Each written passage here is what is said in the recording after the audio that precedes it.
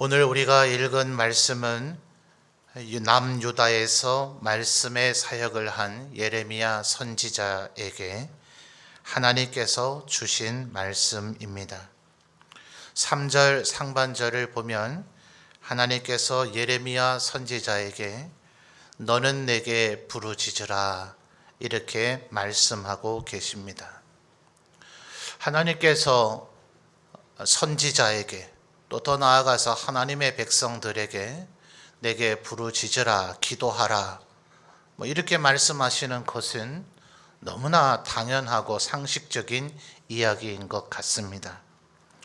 그러나 1절 말씀을 보면 예레미야의 상황이 그렇게 평범한 상황이 아니라 하는 것을 알 수가 있을 것입니다. 1절을 다시 잘 주목해서 보시면 예레미야가 그 다음 나오는 단어가 뭐죠? 아직 시위대 뜰에 갇혀 있을 때에 여호와의 말씀이 그에게 몇 번째요?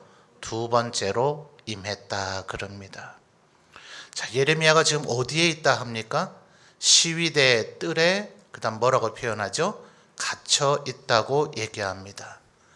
성경에서 신약에서도 바울 사도가 갇혀 있는 곳 로마 황제의 시위대 감옥이죠.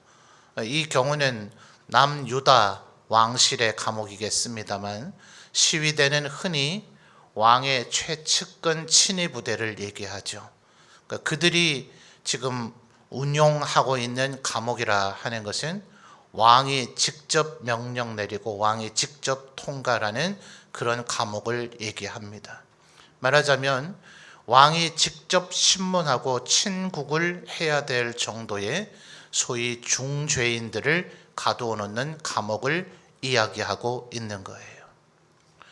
지금 예레미야 선지자가 예를 들어 애굽에 끌려가서 감옥에 갇혔다든지 아니면 바벨론에 끌려가서 감옥에 갇혔다면 이 상황이 그나마 이해가 될 수 있을 것인데 남유다의 예레미야는 엘리 제사장의 후손이 되어지는 제사장 반열에 있는 선지자입니다. 제사장이면서 동시에 선지자 역할을 감당했던 그런 존재입니다. 그가 지금 예루살렘의 다윗의 후손인 시드기야 왕의 왕실 감옥에 갇혀 있다 하니 이게 얼마나 기가 막힌 상황이냐 하는 거예요. 그것도 금방 갇힌 게 아닌 것이 1절의 단어들에서 나타났죠. 예레미야가 그 다음 단어가 뭐였다고요? 아직. 그리고 시위대 뜰에 갇혀 있을 때의 여호와의 말씀이 그에게 몇 번째라고요? 두 번째라고 얘기하고 있으니 정확히 몇 날 며칠 동안 지금 감옥에 갇혀 있는지를 말해주고 있지는 않지만 시간이 적지 않게 흘렀음을 시사해주고 있습니다. 예레미야 선지자는 도대체 왜 이렇게 됐을까? 하나님 앞에 몹시 불충성스러웠는가? 하나님 앞에 범죄한 일이 많았는가? 예레미야서를 잘 살펴보면 그렇지가 않습니다. 예를 들어 우리는 구약 성경에서 요나 선지자 같은 일을 볼 수가 있죠. 하나님께서 니느웨에 가서 말씀을 선포하라 하니 말씀을 선포했다간 그들이 회개하고 하나님 앞에 용서받아서 그들이 축복을 받을 터이니 그게 싫어서 말씀 선포하라는 하나님의 명령을 거역하다가 물고기 뱃속에 3일 동안 갇혔던 사람. 그러니 요나서 2장을 보면 그 물고기 뱃속에서 죽어 있어야 마땅한데 자기가 죽지 않고 살아있는 것이 감사하기도 하고 참 아직도 물고기 뱃속에 있으니 참 절박하겠죠. 그러니 하나님께서 부르짖으라 명령하지 않으셔도 거기서 회개하고 살려달라고 하나님 앞에 간절한 기도를 하더라고요. 또 엘리야 선지자 같은 경우도 어떻습니까? 갈멜산에서 바알과 아세라 선지자 850명을 죽였지만 이 두로와 시돈의 공주였던 이세벨 왕후가 눈썹 하나 깜짝 안 하죠. 네가 내 선지자 850명을 죽였으니 나도 너를 죽이겠다. 공공연히 대놓고 살해 협박을 하니까 엘리야가 얼마나 겁이 났는지 북이스라엘의 영토를 다 통과하고 남유다에도 혹시 자객을 보낼까봐 그랬는지 남유다의 영토도 다 통과해서 더 남쪽에 있는 하나님의 산 호렙산을 지나 광야의 로뎀나무 밑에 누워서 하나님 차라리 이제 그만 살고 싶으니까 저를 죽이십시오. 이렇게까지 탄식을 하죠. 그런데 지금 예레미야는 그런 경우가 아니거든요. 지금까지 예레미야 선지자는 이렇게 어떤 선지자로서 뭘 이래 잘못했길래 명색이 제사장이자 선지자인 자가 유다 왕실 감옥에 갇혔는가? 그는 이런 감옥에 갇힐 만한 일을 하지 않았어요. 하나님의 말씀을 정말 가감없이 전했습니다. 안타깝게도 그것은 너무나 죄악이 극에 달해 있는 남유다를 향한 하나님의 경고의 메시지였어요. 너희들이 더 이상 하나님 앞에 우상 숭배를 비롯한 죄악을 회개하지 않으니 이 남유다도 북이스라엘처럼 멸망할 것이다. 바벨론에 너희가 멸망당해 포로로 끌려가게 될 것이고 이 성전과 예루살렘 성은 회파될 것이다 하는 그런 말씀을 선포했으니 지금 감옥에 갇힌 거예요. 사실 예레미야 마음에 갈등이 없었을까요?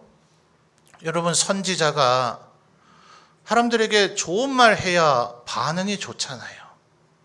하나님께서 당신을 사랑하십니다. 뭐 어쩌든지 간에 하나님께서 당신에게 복을 주실 겁니다. 어렵고 힘든 거 다 잘 될 것이고 하나님께서 은혜와 축복을 베풀어 주실 겁니다. 이래야 좋아하지.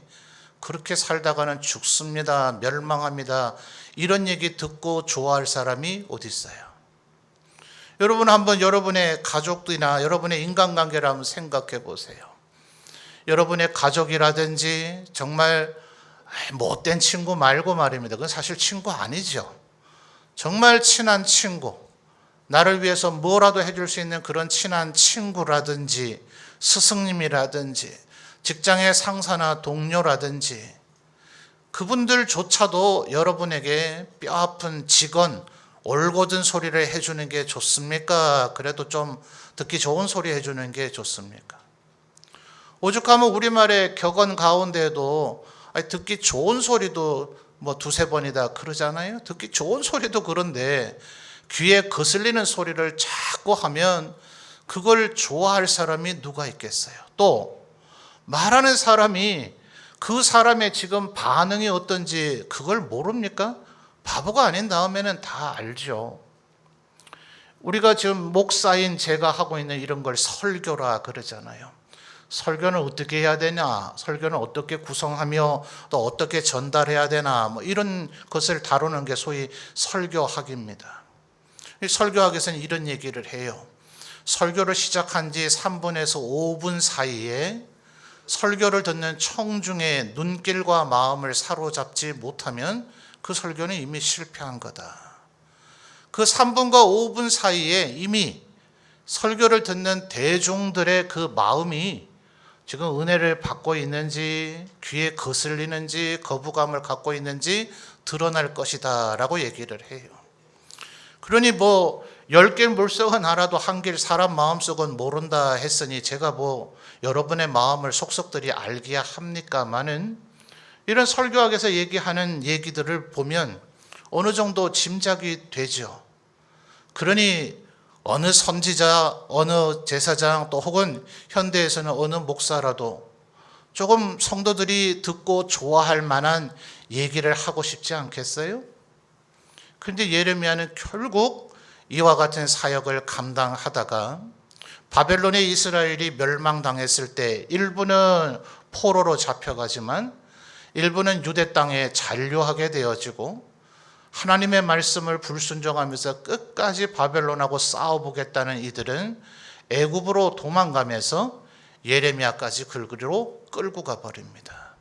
그래서 예레미야는 그 애굽 땅에서 아주 비참하게 생애를 마감하게 되어져요. 아이러니하게도 한때 미국의 흑인 인권 운동을 했던 마틴 루터 킹 주니어 목사님이란 분이 계셨죠. 이분이 신학대학원을 다닐 때에 뭐 미국 사람들이야 모두 다 군대 가는 걸 아니니 신학대학원을 다니고 있는데도 20대 중반밖에 되지를 않았어요. 20대 중반에 신학대학원 논문을 쓴 것이 예레미야서에 대한 연구였습니다. 그가 아이러니하게도 예레미야와 너무나 흡사한 삶을 살았다고 마틴 루터 킹 주니어 목사에 대한 전기를 쓴 여러 저자들이 그렇게 총평을 합니다. 말하자면 그는 신학을 처음 공부하며 예레미야에 대해서 연구하더니 예레미야와 같은 삶을 살다가 예레미야처럼 생애를 마감했다.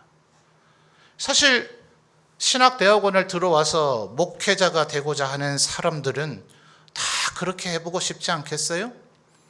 나도 사람들의 반응이 어떠하든지 하나님의 말씀을 가감없이 전하리라. 듣든지 아니 듣든지 전하리라. 그 반응이 어떠하든지 하나님의 말씀대로 전하리라. 그러니 아마 어지간한 신학생들은 신대원을 다닐 때에 이런저런 책들을 읽으면서 동료 선후배들과 우리도 목회자가 돼서 목사 안수를 받고 나면 이렇게 담대하게 하나님의 말씀을 전하자고 아마 다짐도 해보고 할 겁니다. 그런데 저만 하더라도 담임 목사 된 지 한 12, 13년 또 그 이전 부교육자 시절부터도 어쨌든 설교를 해온 지가 한 20년이 넘었는데 과연 나는 신대원 다닐 때 다짐처럼 예레미야처럼 그렇게 가감없이 어떤 일을 당한다 할지라도 하나님의 말씀을 전하고자 했던 결심대로 해왔는가? 솔직히 후회되는 회한이 좀 많이 듭니다. 근데 예레미야서를 여러분 기회가 되시면 한번 정독을 해보시면 좋겠는데 예레미야는 그것에서 한치도 흐트러짐이 없었어요. 인간인지라 마음속에 왜 갈등이 없었겠습니까? 갑자기 어느 날 갑자기 감옥에 가뒀겠어요? 그 전에 뭐 입을 다물어라, 말도 안 되는 소리 하지 말아라, 뭐 예레미야 선지자가 기록해서 보낸 하나님의 말씀을 아예 그냥 갈갈이 찢어서 불에 태워버리기까지 했어요. 뭐 상상치 못할 일이 일어나죠. 그쯤 되면 더 하다가 내가 무슨 일을 당할지 모르겠다 하고 중단할 법한데 예레미야는 끊임없이 하나님이 말씀하라고 하는 대로 곧이곧대로 말씀을 전했습니다. 그러면서 마음속에 아마 갈등은 조금은 생겼던가 보죠. 하나님의 말씀을 전하지 아니하려고 하면 내 마음이 불붙는 것 같아서 견딜 수가 없다. 이렇게까지 토로할 정도였습니다. 그러니 여러분 1절의 말씀 예레미야가 이래서야 되겠습니까? 하나님 앞에 신구약 성경 전체를 통틀어서 손가락에 꼽힐 만큼 충성스럽게 자신의 이익을 돌아보지 아니하고 정말 올곧게 하나님의 말씀을 선포했던 사람이 이방인들에게 당하는 것도 아니야 하나님의 백성들의 왕이라 할 다윗의 후손에게 지금 왕실 감옥에 갇혀 있는 상황이 되었으니 여러분이라면 이 상황쯤 되면 기도할 마음이 들겠는가 하는 거예요. 그런데 하나님께서 지금 3절에 뭐라 그러세요? 너는 내게 부르짖으라. 어쩌면 우리 성도들의 지금의 마음이 예레미야의 마음과 조금 비슷한 부분도 있지 않을까 그런 생각을 해봅니다. 하나님 앞에 말씀대로 살아보고자 힘을 쓰고 애쓰고 있지만 지금 3년째 계속되는 코로나로 인해서 온 세상, 온 인류가 다 겪는 일이지만 특별히 우리 한국 사회의 우리 기독교인들, 하나님의 백성들이 조금은 남다른 고통과 어려움을 많이 직면하고 있는 것 같아요. 하나님은 도대체 뭐 하시나? 나는 왜 마치 예레미야가 시위대 뜰을 감옥에 갇혀 있는 것처럼 이런 곤란과 어려움, 환난과 핍박을 겪으며 살아야 되는가? 혹시 이런 생각이 들 수도 있지 않을까? 그런 생각을 해봅니다. 그러나 이럴 때 우리가 더욱 힘써야 되는 것이 사실은 기도겠죠. 어쩌면 기도가 거의 유일하다시피 우리가 할 수 있는 일이고, 그 무엇이 우리에게 어려움을 겪는다 하더라도 우리의 사역, 우리의 예배, 전도나 선교, 교육, 그 어떤 것이 어려움을 겪는다 하더라도 그 누구도 막을 수 없는 것은 기도겠죠. 다니엘처럼 바벨론의 포로로 잡혀가 있었으나 그는 왕의 조소가 찍힌 것을 알고도 전해하던 대로, 이 전해라 하는 것은 아마도 그는 포로로 잡혀왔을 처음부터 하나님 앞에 기도했을 것이라고 보는 것이 타당하다. 전에 다니엘서의 말씀을 나누며 이미 묵상했던 바가 있습니다. 그 누구도 성경책을 우리에게 뺏어갈 수는 있어도, 어느 나라처럼 예배당 건물을 파괴해버릴 수는 있어도, 또 여러 가지 그 어떤 이유라도 우리를 모이지 못하게 혹시 할 수는 있을지라도 우리의 기도는 그 누구도 막을래야 막을 수가 없겠죠. 하나님은 지금 예레미야 선지자에게 너는 내게 부르짖으라 이렇게 이야기하고 계신 것입니다. 여러분, 작년 9월에 우리 교단 106회 총회를 마치면서 울산에 심호하시는 백왕식 목사님께서 새로운 총회장이 되셨습니다. 부총회장을 1년 역임하고 그 다음 연차에 총회장을 승계하는 것이 관례로 거의 되어 있습니다. 그래서 이분이 내가 이제 부총회장이 한번 돼보려 합니다 라는 것을 천명한 게 공교롭게도 이 코로나가 시작될 무렵인 2020년 2월부터 우리가 대량 확산이 시작됐잖아요. 우리 한국의 경우. 우리 교회 안에서는 장로님이나 안수 집사님, 권사님을 선출할 때 하나님의 뜻대로 선출이 되어야 되므로 일체의 선거운동이 금지되어 있죠. 교단 헌법에. 그러나 사실 총회에는 전국에 수많은 목사님과 장로님들이 계신데 이분이 어떤 분인지 알 방법이 거의 없잖아요. 그래서 총회 규칙에 따라서 소위 세상 정치인들 하는 것처럼 정견 발표라는 것을 하게 되어져 있습니다. 우리 백왕식 목사님은 제가 과거에 울산에 사역할 때에 그때 노회장을 하셨던 목사님이시라 제가 모셨던 담임 목사님과도 조금 교분이 있으셔서 그때부터 인사드리고 서로 알기는 합니다만, 이분이 부총회장 출마를 하실 때에 나는 내가 부총회장, 총회장이 되면 우리 교단을 기도하는 교단으로 이끌어 가겠노라 그렇게 공약을 하셨었어요. 올해 우리나라 지금 대통령 선거도 앞두고 있습니다만 역대 대통령들이 공약한 걸 다 지키지는 못하셨죠. 어떤 분은 공약한 걸 어떻게 다 지키느냐 대놓고 그렇게 말해서 국민들의 좀 짜증을 유발하기도 했습니다만, 우스갯소리처럼 공약은 허공공자의 약속 약자, 허공에다 하는 약속과 같다. 그거 누가 다 지키냐. 이런 씁쓸한 우스갯소리도 있을 정도죠. 우리 교단 총회장님들도 사실 크게 다르지는 않으셨어요. 의욕이 많으셔서 이런 일들을 해보겠노라 하겠지만 사실은 교황이 아니신지라 그렇게 많은 권한이 주어지지도 않고요. 또 1년이란 세월이 길다면 길지만 순식간에 가버리기도 하기 때문에 역대 총회장님들께서 나름 추진해보고자 하는 일들을 다 이뤄내지 못한 일들도 허다합니다. 또 기도라는 건 그렇잖아요.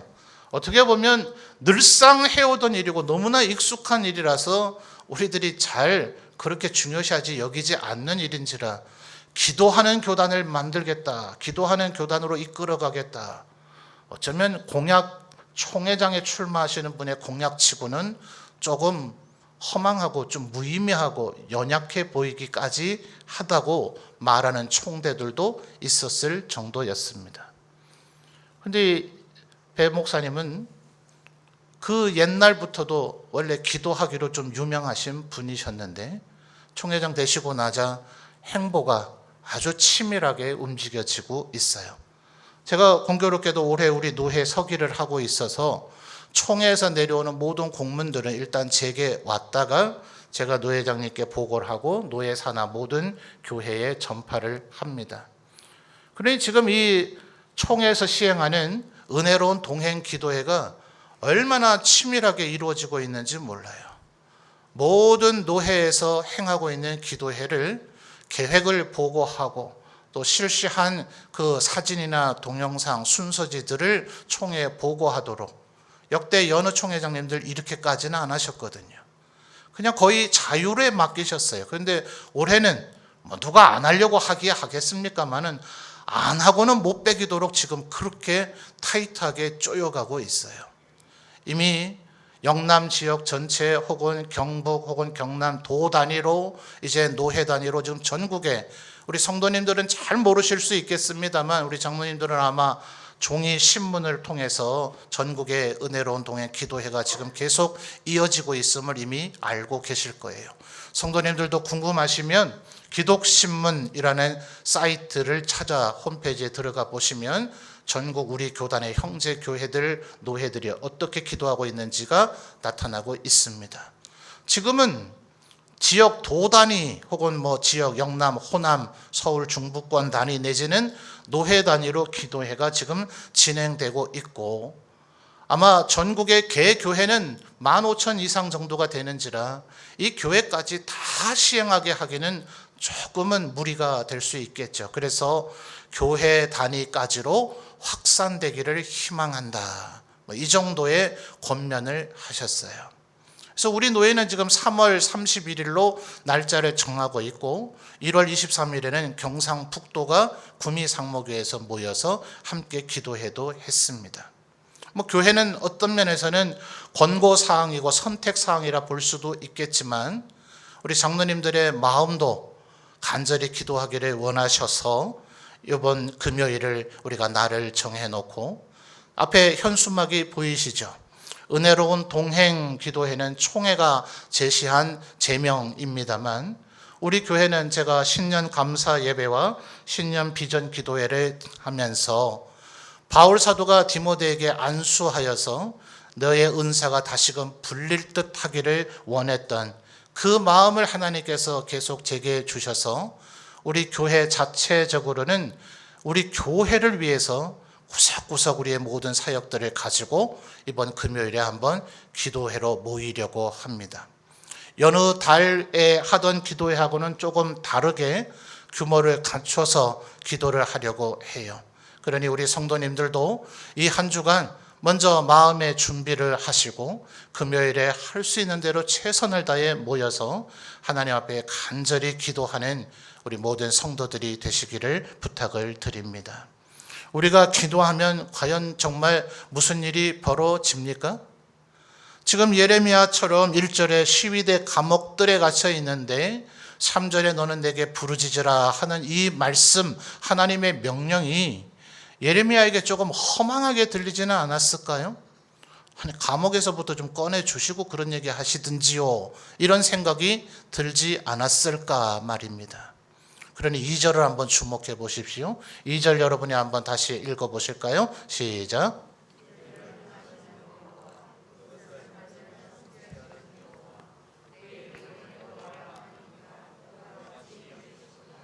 아멘.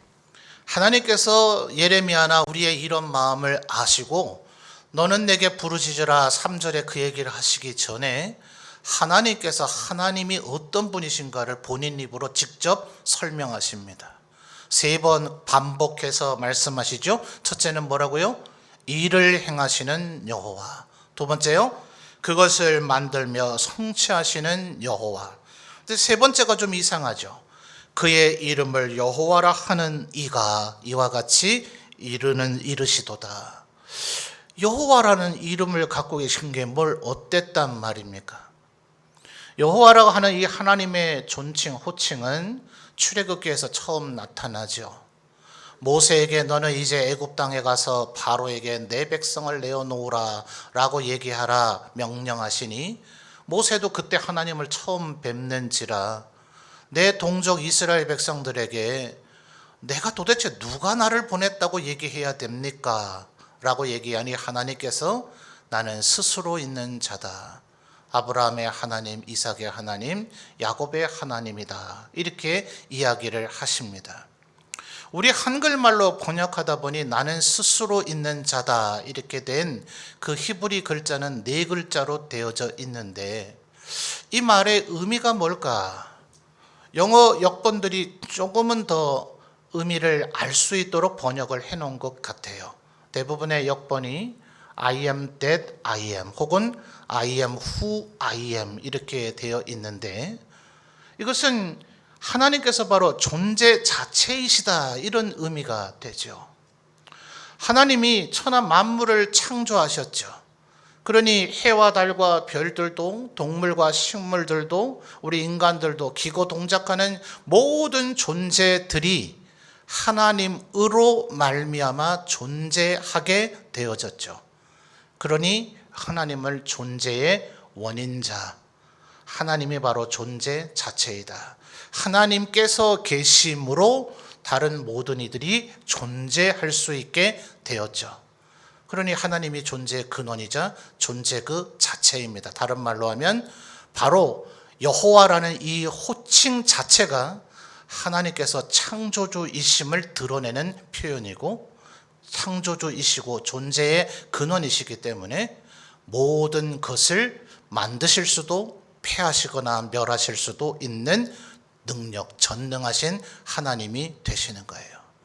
그러니 그의 이름을 여호와라 하느니 우리에게는 조금 이렇게 부연 설명이 필요하지만 이 하나님의 이름의 의미가 뭔지를 아는 이스라엘인들에게는 이 말씀을 들으면 누가 부연 설명해 줄 필요 없이 바로 창조주이시자 전능자이신 하나님이라는 의미로 그들은 받아들여지는 거예요. 그러니 기도의 응답은 우리의 환경과 형편에 좌우되는 게 아니고요.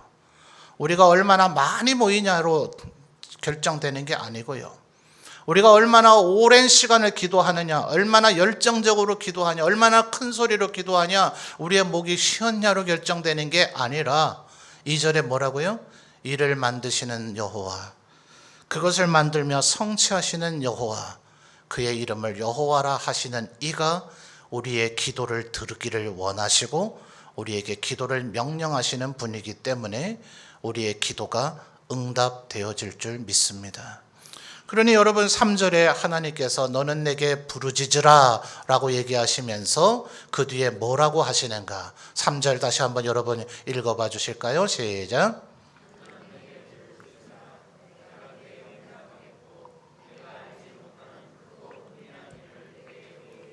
아멘.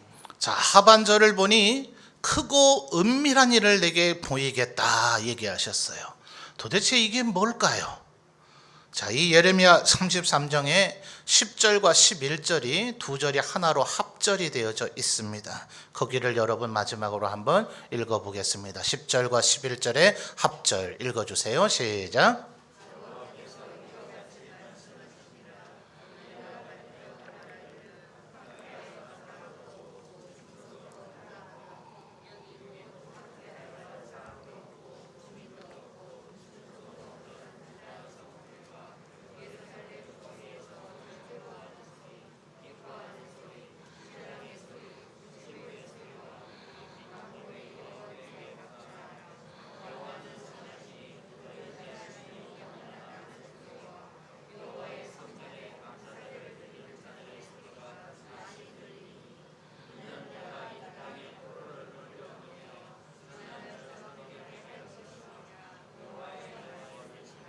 아멘.